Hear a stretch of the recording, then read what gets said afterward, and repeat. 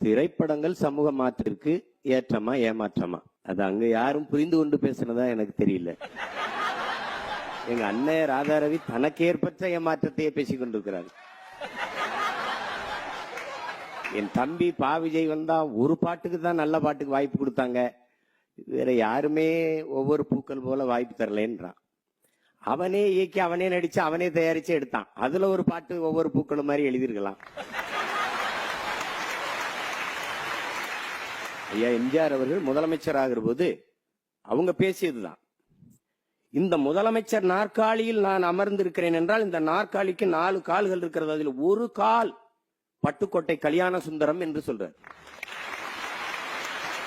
அவருடைய பாடல் வரிகளின் தாக்கம் ஒரு மிகச்சிறந்த தலைவனை உருவாக்கிடுச்சு. என் தம்பில நல்ல படங்கள் வந்தது, வரல குறை சொல்வது. சாக்ரட்டிஸ் என்ன சொல்றான், பிறர் குறை காண்பவன் அரை மனிதன், தன் குறை காண்பவனே முழு மனிதன் என்கிறான் சாக்ரட்டிஸ். என் தம்பி ரவிமரியா வந்து என்ன சொல்றான், எழில் எப்படி படம் எடுத்தாரு, அவரை போய் இப்ப நகைச்சுவை படம் வணிக படம் ஏற்கிற மாதிரி கொண்டு விட்டியலே, மாத்திட்டியலேங்கிறாரு. அது அல்ல, அப்படி பேசுறது தவறு. அறிஞர் பெர்னார்சா சொல்றான், உலகில் பெரும்பாலான மக்கள் உலகம் போகிற போக்கிலேயே போக நினைக்கிறார்கள், ஆனால் யாராவது ஒருவன் தான் இந்த உலகத்தை தன் போக்கிலே திருப்ப நினைக்கிறாங்க.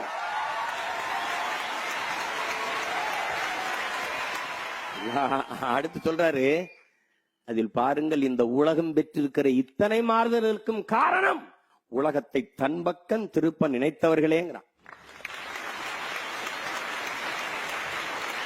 அன்பிற்குரியவர்களே, திரைப்படம் ஒரு தீக்குச்சி, அவ்வளவுதான். அதில் விளக்கையும் ஏற்றலாம், வீட்டையும் எரிக்கலாம். அது குச்சியின் குற்றம் அல்ல, கொளுத்துபவனின் குற்றம். அது ஒரு கத்தி, அவ்வளவுதான். காய்கறியும் நறுக்கலாம், கழுத்தையும் நறுக்கலாம். அது கத்தியின் பிழை அல்ல. கோயில் புனிதமான வழிபாட்டு தளம்தான், அங்கு பூக்களை போட்டு பூஜையும் செய்யலாம். அன்பு மகள் ஆசிவா போன்ற மொட்டுக்களை கசக்கியும் எரியலாம். அது கோயிலின் குற்றம் அல்ல, அது ஒரு கருவி. அதுபோலதான் சினிமா என்கிற திரைக்கலை. காவியங்களையும் படைக்கலாம், கன்றாவியாகவும் எடுக்கலாம்.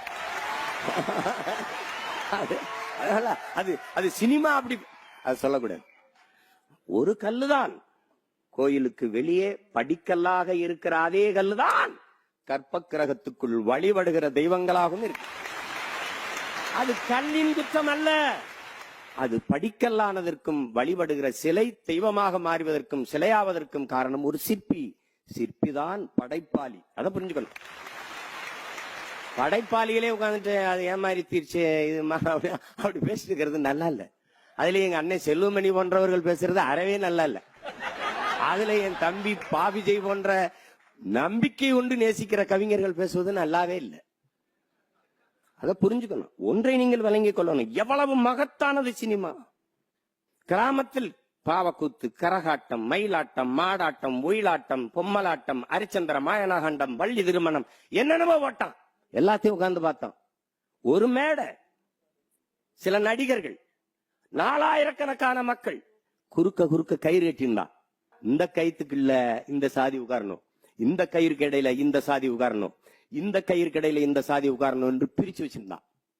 இது எங்க நொறுங்குது, எங்க நொறுங்குது? இந்துக்கள், என் அன்பிற்குரிய சொந்தங்களை, இந்துக்கள் கோயிலுக்கு வழிபட செல்கிறார்கள், இஸ்லாமியர்கள் பள்ளிவாசலுக்கு தொழச் செல்கிறார்கள், கிறிஸ்தவர்கள் தேவாலயங்களுக்கு செபிக்க செல்கிறார்கள், எல்லோரும் சேர்ந்து திரையரங்குகளுக்கு செல்கிறார்கள்.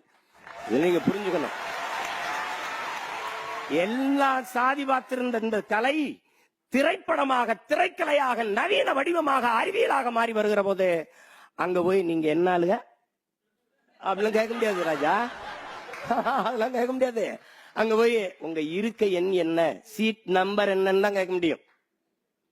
நீ என்ன சாதினா செருப்பு இருக்கு பாரு, எடுத்து அடிச்சு பிச்சிருந்துருவான்.